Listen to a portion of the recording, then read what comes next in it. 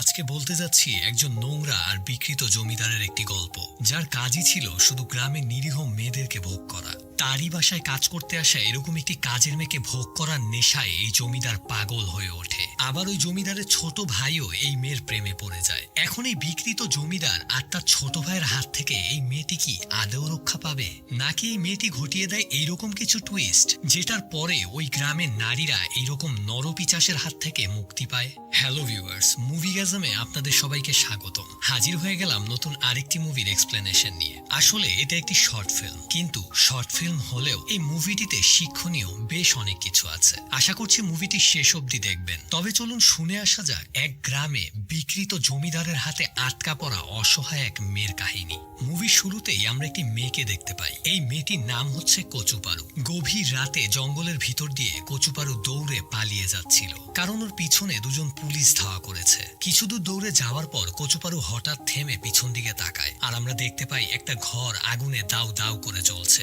কচুপারু শেষবারের মতো ওই ঘরটার দিকে দু চোখ ভরা কান্না নিয়ে তাকিয়ে থাকে। আমরা বুঝতে পারি যে এই ঘরটা কচুপারুরই ছিল। কেউ একজন হয়তো এই ঘরটায় আগুন জ্বালিয়ে দিয়েছে, আর তারাই মূলত ওকে ধরার জন্য ওর পিছনে ধাওয়া করেছে। এখান থেকে দৃশ্য বদল হয়। আমরা দেখতে পাই পরদিন সকালবেলা রাস্তার পাশে ছোট্ট একটি পুকুরে কচুপারু গোসল করছিল। সেই মুহূর্তে ওই রাস্তা দিয়ে একটি পুলিশের গাড়ি যাচ্ছিল। কচুপারু এটা বোঝা মাত্রই সঙ্গে সঙ্গে পানিতে ডুব দেয়, যাতে করে পুলিশ ওকে না দেখে। পুলিশের গাড়ি সেখান থেকে চলে যাওয়ার পরে কচুপারু ওই পুকুর থেকে উঠে গ্রামের রাস্তা ধরে হাঁটতে থাকে, আর হাঁটতে হাঁটতে সেখানকার একটি গ্রামে ঢুকে পড়ে। কিন্তু হঠাৎ করেই ও লক্ষ্য করে যে ওর দিকে দুজন পুলিশ আসছে, আর এটা দেখে ও আবারও সেখান থেকে দৌড়ে পালিয়ে যায় আর একটি বাসার পিছনে গিয়ে আশ্রয় নেয়। কিন্তু কচুপারু বুঝতে পারে যে ওই পুলিশগুলো ওর পথ অনুসরণ করে ওর দিকেই আসছে, আর তাই ও তখন ওই বাসার ভিতরে ঢুকে যায়। ওই বাসার ভিতরে লুকিয়ে থাকা অবস্থায় হঠাৎ করে ওই বাসার একজন মহিলা ওকে দেখে চমকে যায়। মহিলাটির নাম উর্মিলা। উর্মিলা তখন জিজ্ঞেস করে, কে তুমি আর কি চাও এখানে? ভয়ে তখন কাপা কাপা গলায় কচুপারু উত্তর দেয় যে আমি কাজের মেয়ে। আর এই কথাটি শুনে তখন ওই মহিলাটি বলে, ও আচ্ছা, তোমাকে কুনেল পাঠিয়েছে? কচুপারুও তখন এই কথা শুনে মাথা নাড়ায়। আসলে এই মহিলার একজন কাজের মেয়ে দরকার ছিল, আর তাই কুনেল নামে একজন লোককে সে বলেছিল একজন কাজের মেয়ে পাঠাতে। তাই উর্মিলা ধরে নেয় যে এই মেয়েটিকে হয়তো কুনেল পাঠিয়েছে। এরপর উর্মিলা কচুপারুকে সঙ্গে করে তার বাসায় নিয়ে যায়। আমরা তখন একটি জমিদার বাড়ি দেখতে পাই, আর এই জমিদার বাড়ির বউ হচ্ছে এই উর্মিলা। উর্মিলা কচুপারুকে বাসার ভিতরে নিয়ে গিয়ে ওকে সমস্ত কাজ বুঝিয়ে দেয়। এরপর কচুপারু আর দেরি না করে বাসার সমস্ত কাজ করতে শুরু করে। অন্যদিকে আমরা দেখতে পাই দুটি মেয়ে বারান্দায় বসেছিল, আর সেখানে হঠাৎ করে একটি গরুর গাড়ি আসে। আর ওই গরুর গাড়িটি দেখে দুটি মেয়ে উর্মিলাকে ডাক দেয় আর ডেকে বলে, মা, বাবা চলে এসেছে। এতে আমরা এটা বুঝতে পারি যে এই দুজন হচ্ছে উর্মিলার মেয়ে। গরুর গাড়ি থেকে আমরা জমিদারকে নামতে দেখি, আর এই জমিদারই হচ্ছে উর্মিলার হাজবেন্ড। গাড়ি থেকে নামার পর প্রথমেই জমিদারের চোখ পড়ে কচুপারুর উপর। কচুপারু দাঁড়িয়ে দেয়াল পরিষ্কার করছিল। জমিদার তখন বাসার ভিতরে ঢুকতে ঢুকতে কচুপারুর দিকে নোংরা দৃষ্টিতে তাকিয়ে থাকে। দুপুরবেলা কচুপারু যখন সবাইকে খাবার সার্ভ করছিল, সেই মুহূর্তে জমিদারকে খাবার সার্ভ করতে গেলে তখন জমিদার আবারও কচুপারুর দিকে নোংরা দৃষ্টিতে তাকিয়ে থাকে। কচুপারু এটা বুঝতে পারে, কিন্তু তারপরেও ওর কিছু করার থাকে না। পরের সিনে আমরা দেখতে পাই রাতের বেলা কচুপারু খাবার খাওয়ার সময় ওর একটি স্মৃতি মনে পড়ে যায়, আর বারবার ওর কানে বাজতে থাকে যে ওর বাবা চিৎকার করে পুলিশকে বলছে, স্যার, কচুপারুর কোনো দোষ নেই, ওকে আপনারা কিছু করবেন না, ওকে যেতে দিন স্যার। পরদিন সকালে আমরা জমিদারকে দেখতে পাই বাসার বাইরে মুখ ধুচ্ছিল, আর ঠিক সেই মুহূর্তে কচুপারু নদী থেকে গোসল করে বাসায় ফিরে আসছিল। আর জমিদার ওকে দেখে ওর সামনে এসে ওর পথ আটকায়, আর ওর সঙ্গে অনেক বাজেভাবে ইশারায় কথা বলতে থাকে। এক পর্যায়ে কচুপারু সেখান থেকে চলে যায়, কিন্তু পিছন থেকে কচুপারুকে আবারও নোংরা ভাবে দেখতে থাকে জমিদার। পরের সিনে আমরা সেই বাসার ঠাকুমাকে দেখতে পাই। তিনি ঠাকুরদাকে কচুপারুকে দেখিয়ে বলছে যে ও আমাদের নতুন কাজের মেয়ে। প্যারালাইজড আর বৃদ্ধ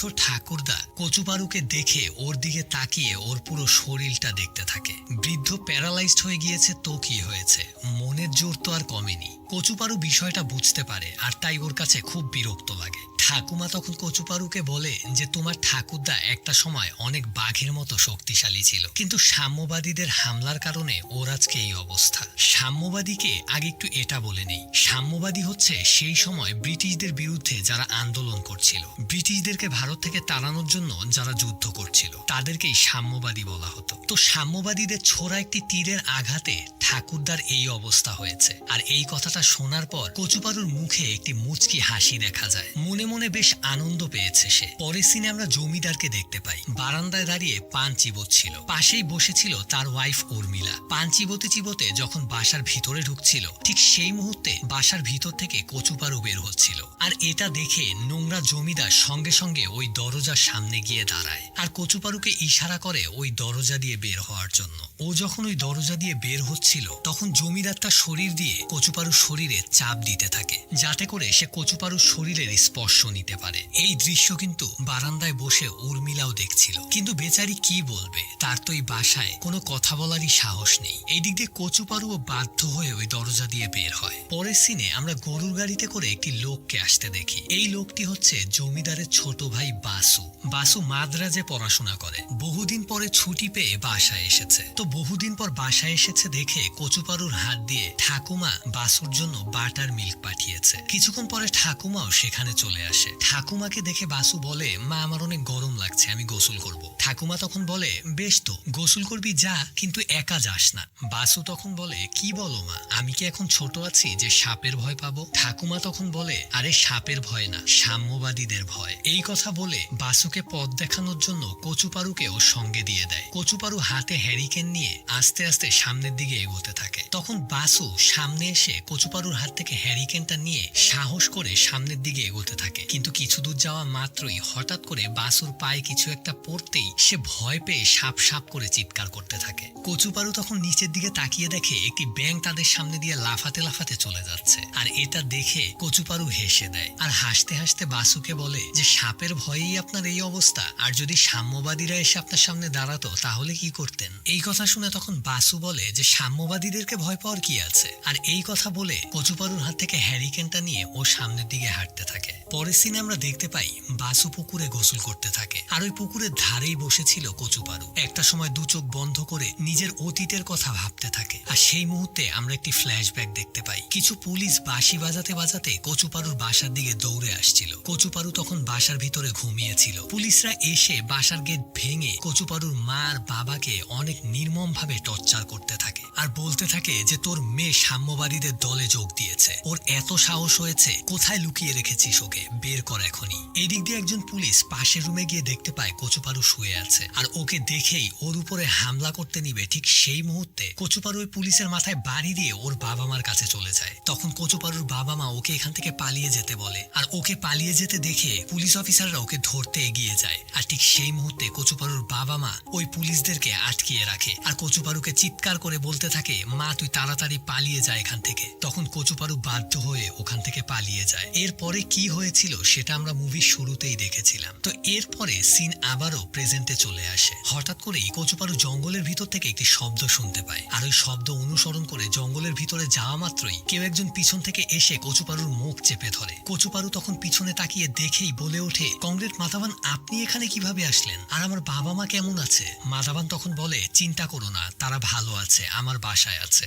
কচুপারু তখন বলে, কংগ্রেট আপনি কিভাবে জানলেন আমি এখানে আছি? মাধবান তখন বলে, কোচাপি বলেছে। এটা শুনে কচুপারু অবাক হয়ে বলে, কোচাপি? মাধবান তখন বলে, হ্যাঁ, ও আমাদের মতো একজন ইনফরমার। কচুপারু তখন মাধবানকে বলে, কংগ্রেট আমার এখানে থাকতে অনেক সমস্যা হচ্ছে। মাধবান তখন বলে, আমি জানি, কিন্তু তারপরেও কচুপারু তোমার ধৈর্য ধরে আরো কিছুদিন এখানে থাকতে হবে, কারণ যেখানে কংগ্রেটদেরকে পুলিশ দেখছে তাদেরকে সঙ্গে সঙ্গে অ্যারেস্ট করছে আর সাম্যবাদীদেরকে দেখা মাত্রই গুলি করে মেরে ফেলছে। এরপর মাধবান ওর হাতে একটি চিঠি ধরিয়ে দিয়ে বলে এটা কোচাপির হাতে দিতে। কোচাপি যেন এই চিঠিটা কংগ্রেট ভাসিরের কাছে পৌঁছে দেয় আর সে সেখান থেকে চলে যায়। পরের সিনে আমরা দেখতে পাই কচুপারু একটি বন্দুক হাতে নিয়ে তাক করে রেখেছে ঠাকুরদার দিকে আর তাকে বলছে, কিরে শয়তান, সারা জীবন তো এই বন্দুক দিয়ে অনেক নিরীহ মানুষদেরকে হত্যা করেছিস।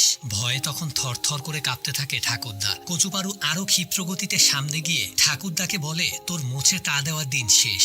ব্রিটিশদের শাসন অনেক সহ্য করেছি, আর না, এবার ব্রিটিশদেরকে আর ব্রিটিশদের পা চাটা তোদের মতন দালালদেরকে চিরতরে এই দেশ থেকে বিতাড়িত করব। সেই সময় ঘরের ভিতর থেকে কারো আওয়াজ শোনার সঙ্গে সঙ্গে কচুপারু চুপ হয়ে যায়। সিন পরিবর্তন হয়, আমরা জমিদারকে দেখতে পাই। তার ছোট ছেলে হাতে ব্যথা পেয়েছে দেখে সে তার ছেলের হাতটা মালিশ করে দিচ্ছে। সেখানে তখন একটি বাটিতে করে তেল নিয়ে হাজির হয় কচুপারু আর কচুপারুকে দেখার সঙ্গে সঙ্গে জমিদার তার ছেলেকে ভিতরে পাঠিয়ে দেয়। এটা দেখে কচুপারুর সামনে আসতে ভয় হচ্ছিল। তখন জমিদার কচুপারুর দিকে এগিয়ে যায় আর ওর হাত থেকে থেকে তেলের বোতলটা নিয়ে ওর গায়ে ঢেলে দেয়। কচুপারু জানে যে এই নোংরা জমিদার তার সঙ্গে কি করতে চায়, কিন্তু জমিদার জানে না যে ওর মনের ভিতরে কতখানি হিংসা আর ক্রোধ এই জমিদারের জন্য জমা হয়ে আছে। কচুপারুর গা দিয়ে যখন ওই তেলগুলো বেয়ে পড়ছিল তখন তার মনে কচুপারুকে নিয়ে অশ্লীল চিন্তা জাগে আর সে হাসতে থাকে। ঠিক সেই মুহূর্তে সেখানে জমিদারের ছোট ছেলে এসে উপস্থিত হয়, আর এই সুযোগে তখন সেখান থেকে কচুপারু চলে যায়। পরের সিনে আমরা দেখতে পাই ঠাকুমা তার ছোট ছেলে বাসুর জামা কাপড় আয়রন করে সেটা কচুপারুর হাতে দেয় আর ওকে বলে এটা বাসুর রুমে গিয়ে ওকে দিয়ে আসতে। কচুপারু সেগুলো নিয়ে চলে যায় বাসুর রুমে। তার রুমে যাওয়া মাত্রই দেখতে পায়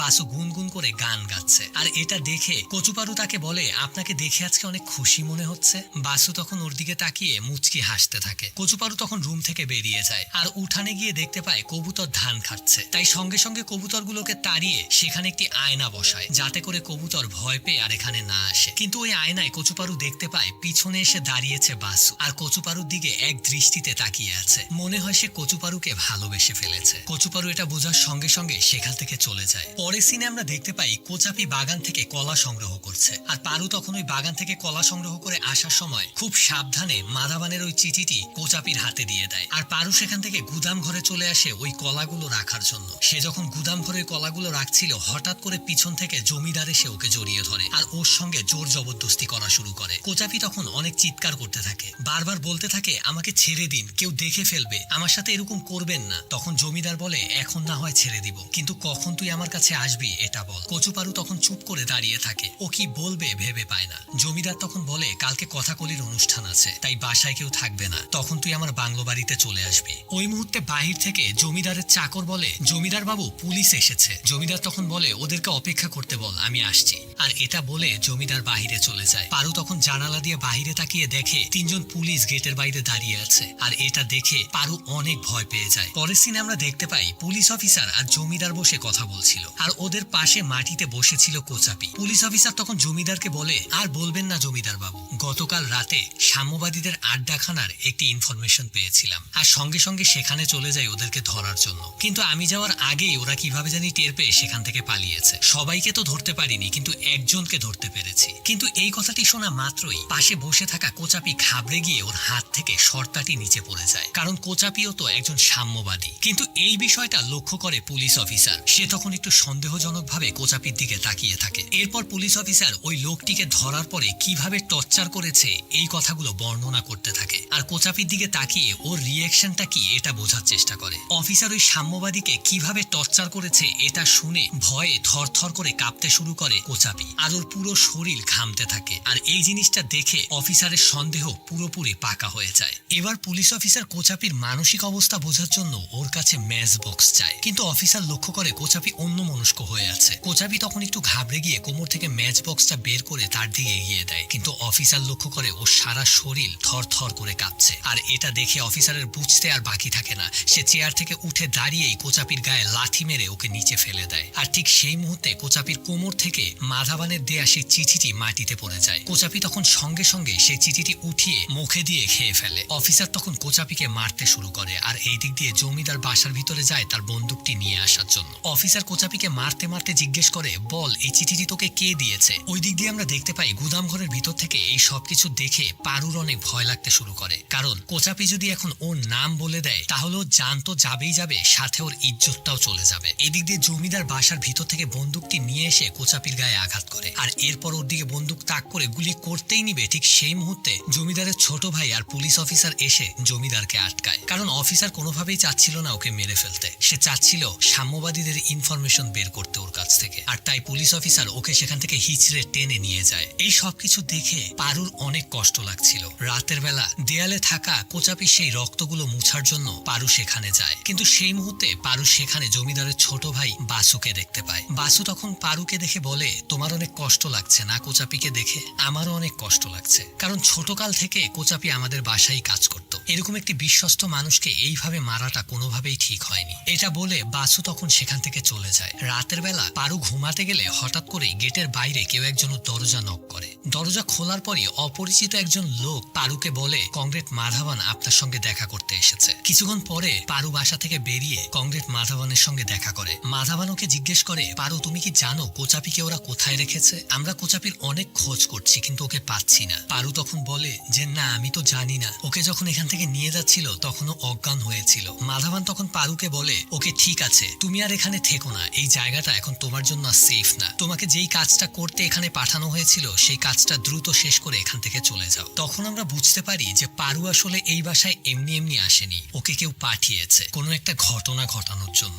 আর সেই ঘটনাটা কি সেটা আমরা কিছুক্ষণ পরেই জানতে পারবো। এই দিক দিয়ে পারু যখন তাদের সঙ্গে কথা বলছিল সেই সময় বাসু ঘরের বাইরে আসে পানি খেতে। আর সেই মুহূর্তে বাসু পারুকে ওই লোকদের সঙ্গে কথা বলতে দেখে ফেলে। ওই লোকগুলো সেখান থেকে চলে যাওয়ার পরে হঠাৎ পারুও খেয়াল করে যে বাসু দাঁড়িয়ে এই সবকিছু দেখছে। পারু বাসুর সামনে আসার সঙ্গে সঙ্গে বাসু ওকে জিজ্ঞেস করে, পারু এরা কারা আর এত রাতে তুমি ওদের সঙ্গে কি কথা বলছিলে? পারু তখন অনেক ঘাবড়ে যায়। সে কিভাবে বাসুর মুখ বন্ধ করবে এটা সে বুঝতে পারে না। তখন পারুর মাথায় একটাই প্ল্যান আসে, সে বাসুর সামনে গিয়ে ওর মুখ চেপে ধরে আর এক পর্যায়ে ওর মুখে কিস করে বসে। আর এরপর বাসু আর পারু রুমের ভিতরে গিয়ে ওরা ইন্টিমেট হয়। পারুর আসলে বাসুর সঙ্গে ইন্টিমেট হওয়ার কোনো ইচ্ছেই ছিল না। আসলে বাসু ওকে ওই লোকদের সঙ্গে দেখে ফেলে আর তাই বাসুর মুখটা বন্ধ করার জন্য আর নিজের প্রাণটা বাঁচানোর জন্য অভিনয় করে হলেও নিজের ইজ্জতটা বিলিয়ে দেয়। পরের সিনে আমরা দেখতে পাই ঠাকুমাকে বারান্দায় বসে সে তার নাতনিদের সঙ্গে গল্প করছিল আর পাশে বসেই কাজ করছিল পারু। সেই সময় আমরা দেখতে পাই একটি ঘোড়ার গাড়িতে করে কথাকলি অনুষ্ঠানে অভিনেতারা চলে আসে।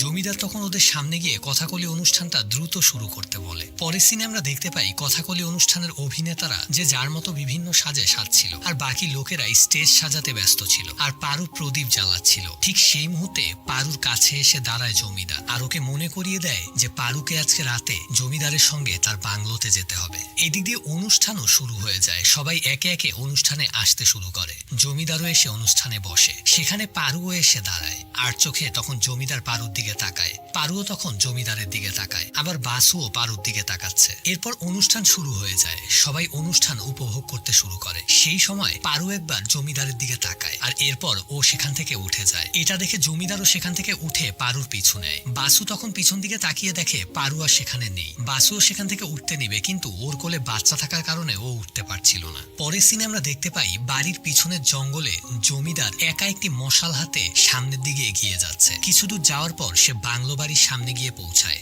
আর দেখতে পায় গেটের সামনে সাদা শাড়ি পরে একটি মেয়ে বসে আছে। জমিদার তখন তার নোংরা বাসনা পূরণ করার আশায় সেই মেয়েটির সামনে গিয়ে তার ঘাড়ে হাত দেয় আর সঙ্গে সঙ্গে ঘুরে এসে জমিদারের দিকে তাকাতেই আমরা দেখতে পাই সেটা আসলে কোনো মেয়ে না, সে হচ্ছে কংগ্রেট মাধবন। আর সেই মুহূর্তে কংগ্রেট মাধবন আর জমিদারের মধ্যে মারামারি শুরু হয়। এই দিক দিয়ে আমরা পারুকে দেখতে পাই, ও ঘর থেকে বন্দুক আর একটি ব্যাগ নিয়ে বেরিয়ে আসে। অন্য দিক দিয়ে পারুকে দেখছে না দেখে বাসু ওই বাচ্চাটাকে তার মার কোলে দিয়ে সেখান থেকে উঠে বাসুকে খুঁজতে বেরিয়ে যায়। অন্য দিক দিয়ে আমরা দেখতে পাই কংগ্রেট মাধবন আর আরো কিছু সাম্যবাদীরা মিলে জমিদারকে ইচ্ছে মতো মারতে মারতে এক পর্যায়ে মেরে ফেলে। এই দিক দিয়ে পারুকে খুঁজতে খুঁজতে বাসু ওই বাংলো বাড়ির সামনে এসে দাঁড়ায় আর দেখতে পায় বন্দুক হাতে একটি ঘর থেকে বেরিয়ে আসছে পারু। বাসু তখন পিছন থেকে কচুপারু বলে পারুকে ডাক দেয়, কিন্তু সেই মুহূর্তে কচুপারু তার হাতের বন্দুকটি নিয়ে বাসুর দিকে তাক করে বলে, আমার নাম কচুপারু নয়, আমার নাম সাবিত্রী, কংগ্রেট সাবিত্রী, যাও এক্ষুনি এখান থেকে চলে যাও। আর এই কথা বলে সাবিত্রী ও সঙ্গীদের সঙ্গে নৌকায় উঠে রওনা দেয় নতুন কোনো জায়গায়,